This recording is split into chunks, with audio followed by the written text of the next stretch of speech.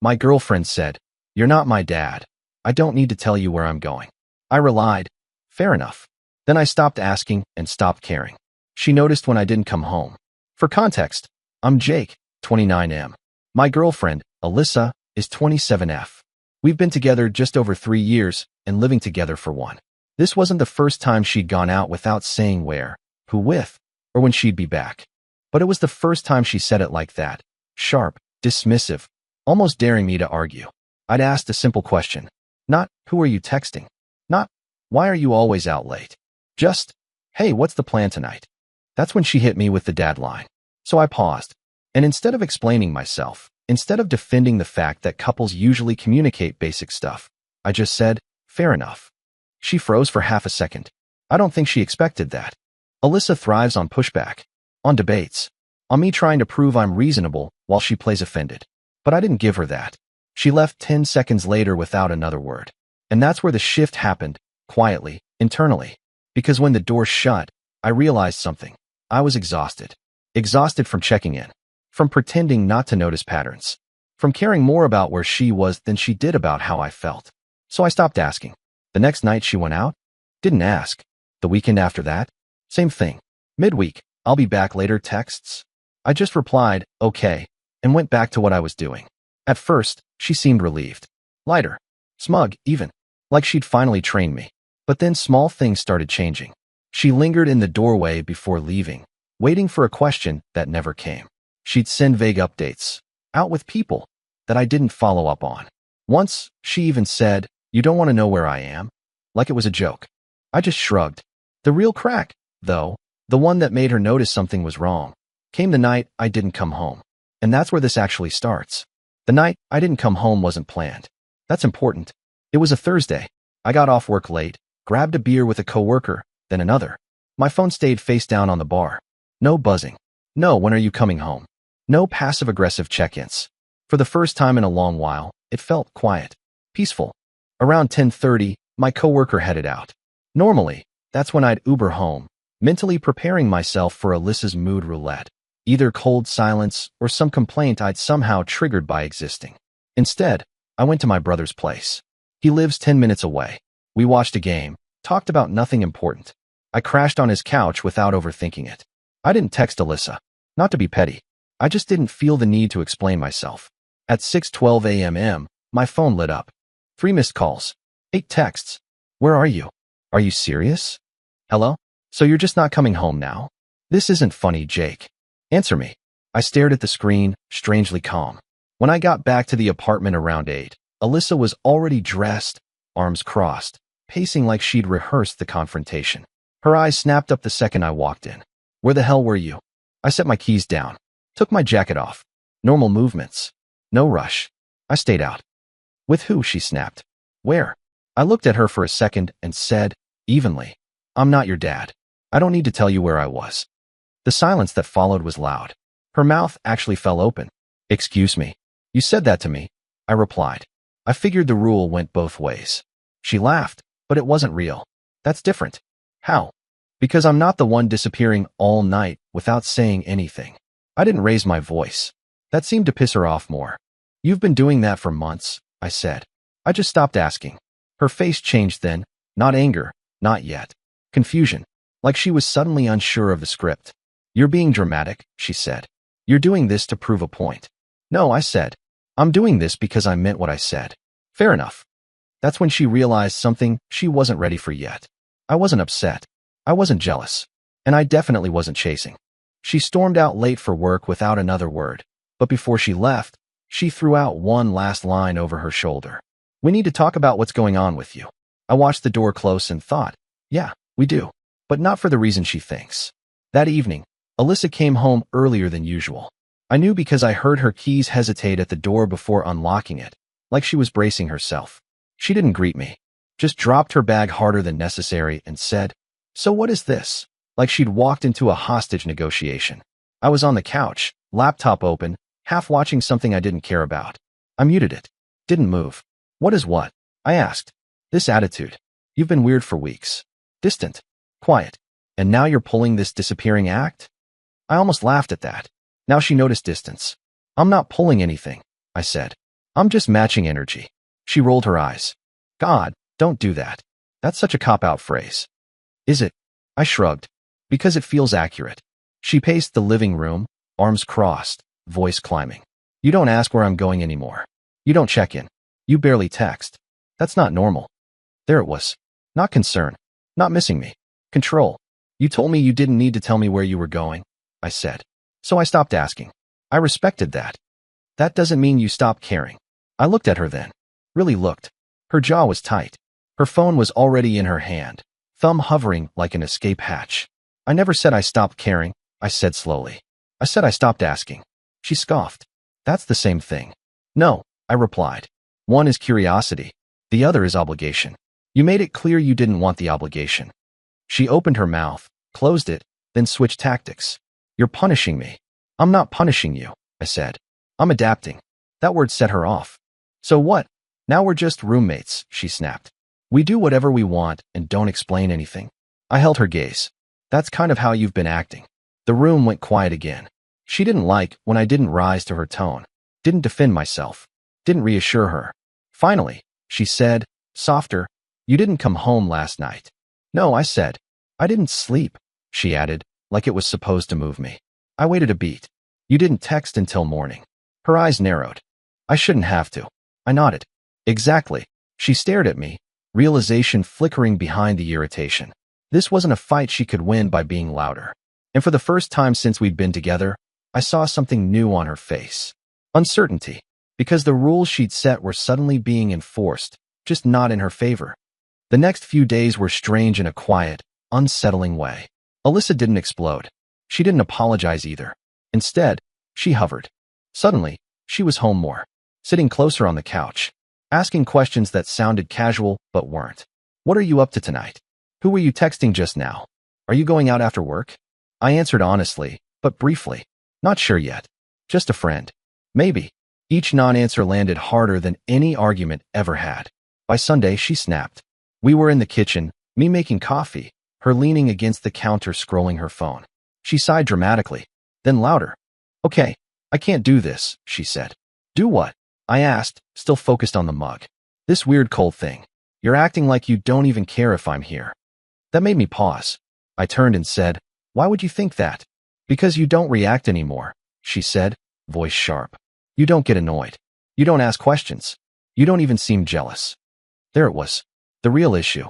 I didn't know jealousy was a requirement, I said. It is when you're in a relationship, she fired back. It means you care. No, I replied. It means you're afraid of losing something. She folded her arms. And you're not afraid of losing me. I thought about it longer than she expected.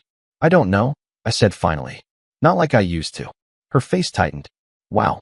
So you're just done? I didn't say that. But you're not fighting, she said. You're not trying to fix anything. I tried, I said calmly. For a long time. I asked questions. I checked in. You shut that down. That was different, she insisted. I just didn't want to feel controlled. And I didn't want to feel dismissed, I said. So I adjusted. She stared at me like I'd betrayed some unspoken agreement. You're supposed to want to know, she said quietly. I met her eyes. You're supposed to want to tell me. That hit her harder than anything else so far. She turned away, suddenly busy with nothing, blinking too fast. When she spoke again, her voice was colder. So what now? I took a sip of coffee. Now we see what this actually is when I stopped chasing. She laughed, but it cracked at the edges. You think you're winning, or something? No, I said. I think I'm finally being honest. That night, she didn't go out. She stayed home. And for the first time, I could tell, it wasn't because she wanted to be with me. It was because she didn't want to lose control. After that conversation, Alyssa started doing this thing where she'd announce her plans again, but only halfway. I might go out later, she'd say, watching my face from the corner of her eye. Okay, I'd reply. No follow-up. No, with who? No, what time will you be back? Just okay. That word drove her insane. One night, she stood in the doorway in a tight black jacket she used to save for going out with friends I'd never met. She adjusted her hair twice, checked her reflection in the mirror, then sighed loudly.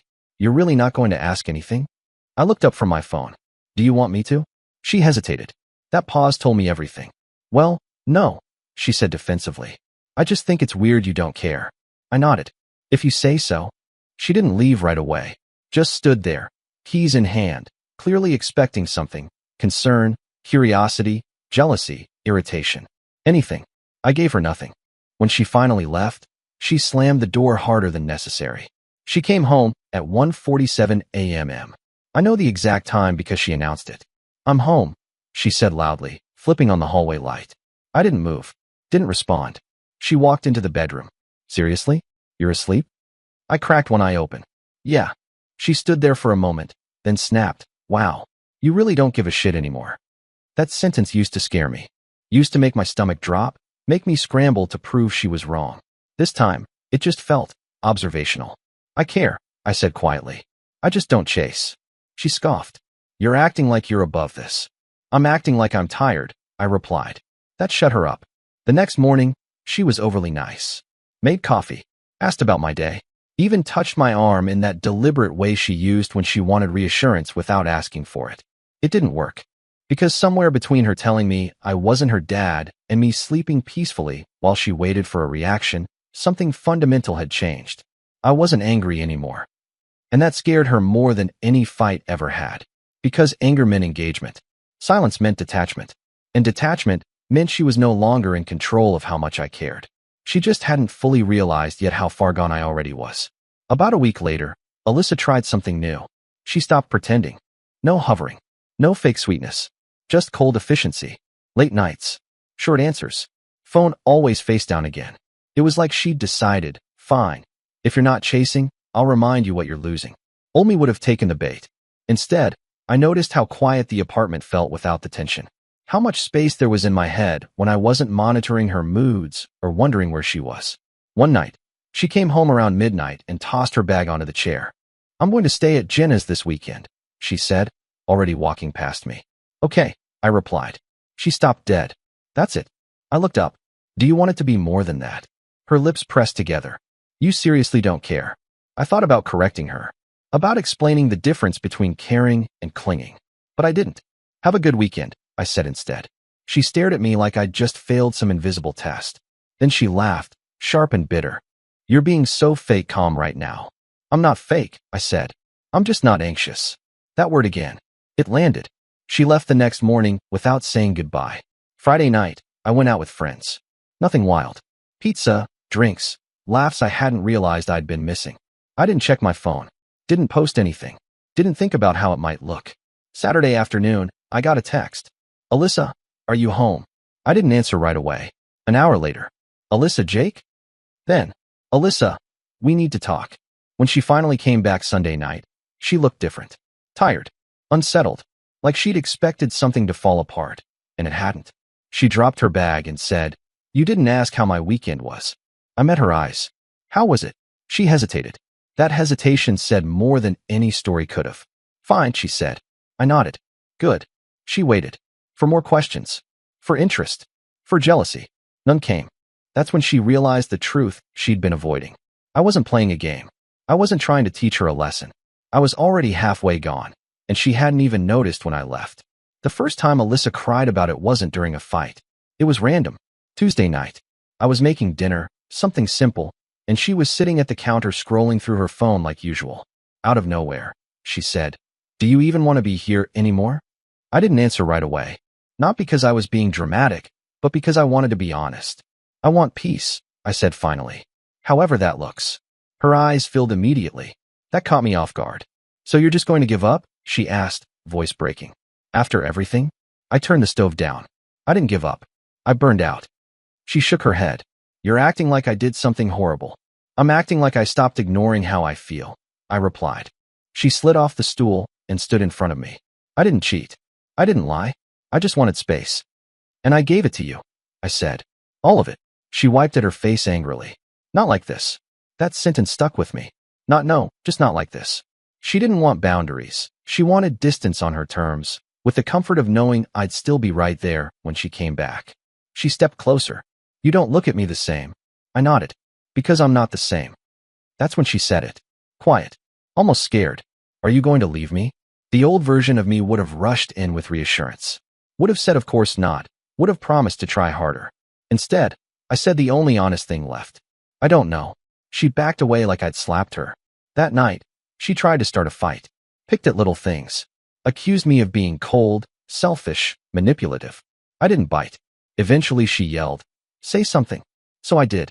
I stopped asking where you were going because every time I did, you made me feel small. Now you're scared because I don't need to know. She went silent. Not angry silent. Afraid silent. Because for the first time, she understood the shift wasn't temporary. I wasn't withholding attention to get leverage. I was detaching because I no longer felt safe needing her. And once that happens, there's no way back to the version of someone who begged to be included. After I said, "I don't know," the apartment changed. Not in some dramatic way. No slammed doors. No screaming matches. Just this low, constant tension. Like we were both aware something fragile was cracked, and neither of us wanted to touch it too hard. Alyssa started watching me. Not subtly either. She'd look up from her phone when I walked into a room. Ask questions she already knew the answers to. What time are you off tomorrow? Are you working late? You seeing anyone after work?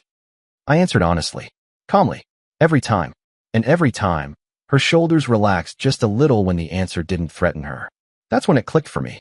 She didn't miss me. She missed predictability. One night, she cooked dinner. Like, actually cooked, something we used to do together but hadn't in months. She poured wine, lit a candle, sat across from me, and said, "I feel like we've been disconnected." I almost smiled at the understatement. "I feel that too," I said. Her eyes searched my face. "So how do we fix it?"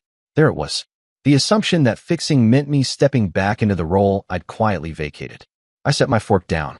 "What does fixing look like to you?" She hesitated. "I don't know. You being more present." "I am present," I replied. "I'm just not performing anymore." She frowned. "What does that mean?" "It means I'm not pretending I'm okay with things that hurt me," I said. "And I'm not chasing closeness from someone who treats it like a burden." Her jaw tightened. "You're rewriting everything." "No," I said. "I'm finally reading it clearly." She pushed her chair back. "So what? I'm the bad guy now." I shook my head. "I don't need a villain. I just need honesty." That's when she said the thing that sealed it for me. "You used to try harder." I nodded slowly. "Yeah, and you used to care when I did." Silence stretched between us. Later that night, lying in bed with space between us that felt intentional, I realized something terrifyingly simple. Even if she changed tomorrow, started communicating, started caring, started choosing us, I wasn't sure I could feel relief. Because relief requires hope. And somewhere along the way, I'd stopped hoping. I was just accepting. And acceptance, once it settles in, doesn't beg for miracles. The last real conversation we had didn't feel like a breakup talk. It felt like an exit interview. We were sitting at opposite ends of the couch, TV off, phones ignored. Alyssa kept fidgeting with the sleeve of her hoodie, twisting it around her thumb. "So, are we okay?" she asked. I didn't answer right away. Not because I wanted drama, but because I didn't want to lie. "I think we're honest," I said. "I don't know if we're okay." She exhaled sharply. "You've changed." "I had to," I replied. "The version of me you liked was slowly disappearing anyway." She looked at me then, really looked. "You're not fighting for this." I nodded. "Because I already did." Her voice cracked. "I didn't think you'd actually stop caring." That sentence landed heavier than she meant it to. "I didn't stop caring," I said quietly. "I stopped sacrificing myself to prove it." She shook her head, frustrated tears spilling now. "You're acting like I pushed you away on purpose." "I think you just didn't notice you were doing it," I said. She went silent again, then asked the question she'd been circling for weeks. "Do you still want me?" I felt the answer settle before I spoke. "I want peace," I said. "And I don't know if we want the same version of that." She stared at the floor. "So what does that mean?" "It means I'm not scared of you leaving anymore," I replied. "And that probably tells us everything." She didn't argue, didn't insult me, didn't accuse me of being cold. She just nodded slowly, like someone accepting bad news they'd already sensed was coming. Later that night, she slept on the couch. I didn't stop her. And lying alone in our bed, I realized something strange. I wasn't heartbroken. I was clear. Because when someone tells you they don't owe you basic communication, and you finally believe them, you stop building your life around their absence. You start building it without them. We broke up on a Wednesday morning. No yelling. No tears. No dramatic walkout. She was packing a bag for a few days, and we both knew what that really meant. "I just need time," she said, zipping it halfway, like she might change her mind. I nodded. "Take all of it." She paused. "You're really okay with this?" I thought about it. About the months of second-guessing myself. About shrinking my questions. About learning to swallow discomfort so she wouldn't feel pressured. "I'm okay with honesty," I said. This is the first time we've had it. She looked at me, then the way she used to, like she was trying to remember why she chose me in the first place. I didn't think you'd ever stop trying, she said quietly. I didn't think I'd ever have to, I replied. That was it. She left the keys on the counter, didn't slam the door, didn't look back. And when the door closed, I waited for the wave of regret everyone talks about. It didn't come. What came instead was relief. Not happiness, not excitement, just a deep, steady quiet where anxiety used to live. Later that night, alone in the apartment, I realized the moment our relationship actually ended wasn't the breakup. It was when she said, "You're not my dad. I don't need to tell you where I'm going." And I finally believed her. Because when someone tells you they don't want to be considered, heard, or checked in on, and you stop doing those things, they don't miss the care. They miss the power. I stopped asking. I stopped chasing. I stopped caring in the way that hurt me. And when she noticed, it was already too late.